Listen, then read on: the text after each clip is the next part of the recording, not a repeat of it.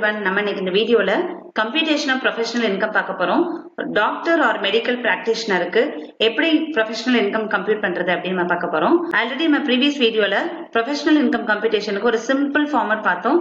Total professional ரெசிஸ் minus total professional expenses, அந்த ரெண்டு minus பண்ணி வரதான் டாக்ஸபிள் ப்ரொஃபஷனல் இன்கம் அப்படின்னு நம்ம பார்த்திருக்கிறோம். இப்போ இங்க ஒரு டாக்டர் ஆர் மெடிக்கல் பிராக்டிஷனருக்கு ஜென்ரலா என்னென்ன இன்கம்லாம் ப்ரொஃபஷனல் இன்கமா இருக்கும், அதே மாதிரி என்னென்ன எக்ஸ்பென்சஸ்லாம் ப்ரொஃபஷனல் எக்ஸ்பென்சஸா இருக்கும் அப்படிங்கறத நான் லிஸ்ட் பண்ணிருக்கிறேன்.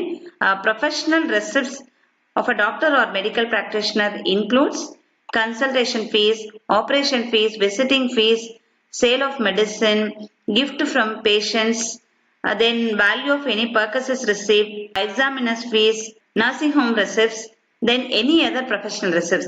இப்போ இந்த மாதிரி professional receipts எல்லாம் total பண்ணிக்கணும்.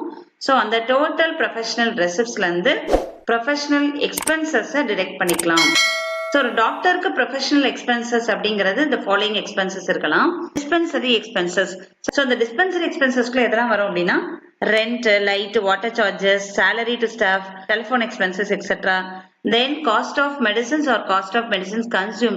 ஸோ காஸ்ட் ஆஃப் மெடிசன்ஸ் அப்படிங்கிறது actual amount incur for purchasing cost of medicine. இப்போ சில ப்ராப்ளம்ல opening stock, closing stock, purchases இந்த வேல்யூ எல்லாம் கொடுத்திருப்பாங்க. அப்படின்னா கன்சம்ஷன் வேல்யூ நம்ம கால்குலேட் பண்ணணும். கன்சம்ஷன் வேல்யூ அப்படிங்கிறது opening stock plus purchases less closing stock, அதுதான் காஸ்ட் ஆஃப் மெடிசன்ஸ் கன்சியூம். அப்ப ப்ராப்ளம்ல கொடுத்திருக்கிற வேல்யூக்கு ஏத்த மாதிரி இந்த கால்குலேஷன் நம்ம பண்ண போறோம். Then depreciation on surgical equipments and x ray machines etcetera at prescribed rates. Then cost of books purchased for professional purposes. Then motor car expenses, that includes depreciation relating to professional work also. Then expenditure incurred to increase professional knowledge, nursing home expenses, then any other expenditure incurred during the previous year. இப்போ இதோட total, இந்த டோட்டலை நம்ம professional receipts எதெல்லாம் consider பண்ணணும் அப்படின்னு நம்ம பார்த்தோம் இல்லையா, அந்த டோட்டல்ல இருந்து இந்த ப்ரொஃபஷனல் எக்ஸ்பென்சஸோட டோட்டலை டிடெக்ட் பண்ணோம் அப்படின்னா பேலன்ஸ் வர்ற வேல்யூ தான் taxable professional income. இப்போ நம்ம இதுக்கான ப்ராப்ளம் பார்க்க போறோம். From the following statement compute the income from profession of Dr. S.K. Kapoor if the accounts are maintained on cash or receipt system. இப்போ நம்ம क्वेश्चनல கொடுத்திருக்கிறது ஒரு டாக்டரோட receipts and payments அக்கவுண்ட் கொடுத்திருக்காங்க. லெஃப்ட் ஹேண்ட் சைடு பேமெண்ட்ஸ் கொடுத்திருக்காங்க, right hand side all the receipts are given. இப்போ format already நம்ம பார்த்திருக்கிறோம். First we have to write all the receipts, அந்த டோட்டல் ரெசிப்ட்ஸ்ல இருந்து professional expenses மைனஸ் பண்ண போறோம். So first we have to write all the professional receipts and the total professional receiptsல இருந்து professional expenses minus பண்ண போறோம். இப்போ இங்க நம்ம ரெசிப்ட் சைடு பார்க்கணும். அப்போ இப்போ இங்க விசிட்டிங் ஃபீஸ் அப்படிங்கிறது டாக்டருக்கு இது ஒரு ப்ரொஃபஷனல் ரெசிப்ட். அப்போ நம்ம இந்த கால்குலேஷனுக்கு இது கன்சிடர் பண்ணிக்கணும். Visiting fees 45,000.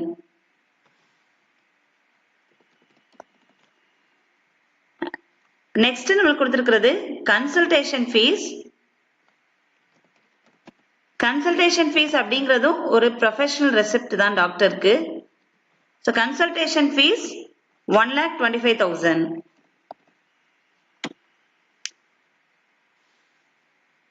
நெக்ஸ்ட் நம்மளுக்கு கொடுத்திருக்காங்க sale of medicine. So that is also a professional receipt for a doctor.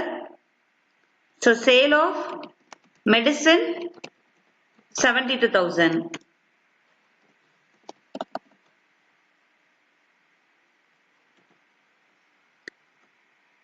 Next item, dividend கொடுத்திருக்காங்க. Dividend is not a professional receipt. So அதை இங்க நம்ம கன்சிடர் பண்ண போறது இல்ல. Receipts and payments account தவிர சில அட்ஜஸ்ட்மென்ட் கொடுத்திருக்காங்க. Electricity and water charges include domestic bill. அப்போ அது பேமெண்ட்குள்ள வருது. Half of motor car expenses are for personal use. அதுவும் payment. Telephone expenses include 40% for personal use. That also comes under payment. Then opening stock of medicines was 6,000 and closing stock 4,000. இப்போ இது எதுவுமே வந்து இந்த receipts affect பண்ணாது. அப்ப நம்ம receipts total பண்ணிடலாம். Total professional receipts 2,42,000. Professional expenses எல்லாம் இதே மாதிரி 1 by 1 எழுத போறோம். அதோட டோட்டலை இப்ப நம்ம போட்டிருக்கிற அந்த 2,42,000ல இருந்து டிடெக்ட் பண்ணணும். சோ இங்க பேமெண்ட்ஸ் நீங்க பார்க்கணும். டிஸ்பென்சரி ரெண்ட் அப்படிங்கிறது ப்ரொஃபஷனல் எக்ஸ்பென்ஸ். அப்போ இதை இங்க கன்சிடர் பண்ணிக்கணும். Dispensary rent 36,000. நெக்ஸ்ட் கொடுத்துருக்காங்க எலக்ட்ரிசிட்டி அண்ட் வாட்டர் சார்ஜஸ். அதுக்கு அட்ஜஸ்ட்மெண்ட் இருக்கு. Electricity and water charges include domestic bill of 2500.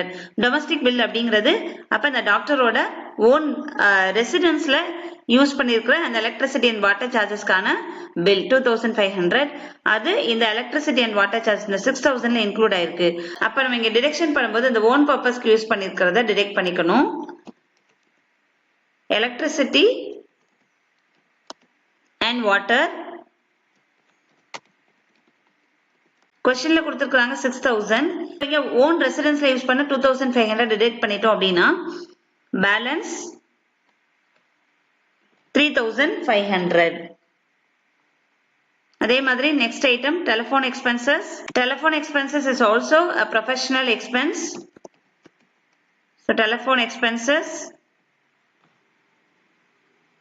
இங்க 6000 கொடுத்திருக்காங்க. அட்ஜஸ்ட்மென்ட் இருக்கு. Telephone expenses include 40% for personal use. அப்போ இங்க given amountல 60% மட்டும் தான் professional purposeக்காக use பண்ணிருக்குது. So 6000 into 60%, 3600. Next item salary to nurse and compounder. That is also a professional expense. அப்ப அதையும் நம்ம டிடெக்ட் பண்ணிக்கலாம்.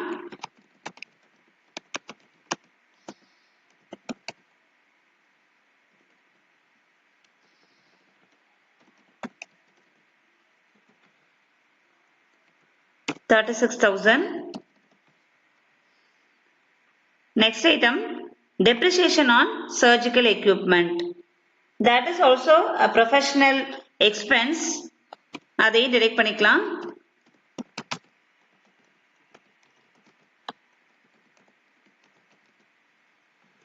$6,000.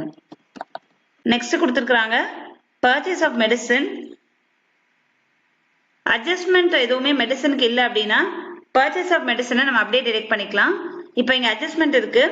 Opening stock 6000, closing stock 4000. அப்போ இங்க நம்ம எழுத போற அந்த ப்ரொஃபஷனல் எக்ஸ்பென்ஸ் அப்படிங்கிறது கன்சியூம்டு அமௌண்ட்டை மட்டும் தான் எழுதணும். ஸோ கன்சியூம்டு அப்படிங்கிறது opening stock plus purchases less closing stock. Cost of medicine opening stock plus purchases less closing stock. Opening stock 6000, purchases 36000, closing stock 4000. இப்போ இத calculate பண்ணீங்க அப்படினா 38000 will be the value. Next item depreciation on X-ray machine. That is also a professional expense. So அதையும் ஃபுல்லா detect பண்ணிக்கலாம். 4000 rupees. Motor car expenses 9600 அப்படிங்கிறது क्वेश्चनல இருக்கு. Half of the motor car expenses are for personal use அப்படிங்கிறது இந்த second அட்ஜஸ்ட்மென்ட்ல கொடுத்திருக்காங்க. அப்போ நம்ம given amountல half of the amount மட்டும் தான் professional expense ட்ரீட் பண்ணிக்கணும். So motor car expenses 9600 into 50%. 4800. Next depreciation on car 4800. depreciationக்கு எந்த அட்ஜஸ்ட்மென்ட்டும் இல்ல. பட் இங்க மோட்டார் காருக்கு half of the amount மட்டும் professional purposeக்காக சொல்லிருந்தாங்க இல்லையா? அப்போ கார் ரிலேட்டடா உள்ள எல்லா எக்ஸ்பென்ஸுமே 50% மட்டும் தான் professional use அப்படிங்கிற அசம்ஷன்ல நம்ம அந்த depreciationையும் 50% மட்டும் தான் டிடெக்ட் பண்ண போறோம். depreciation on car 4800 into 50%, 2400. இது டோட்டல் பண்ணீங்க அப்படின்னா 1,34,300 and net amount 1,07,700. இதுதான் taxable professional income. இந்த வீடியோல பார்த்த ஃபார்மட்டும் இந்த ப்ராப்ளமும் உங்களுக்கு கிளியரா புரிஞ்சிருக்கும்னு நினைக்கிறேன். Thank you for listening.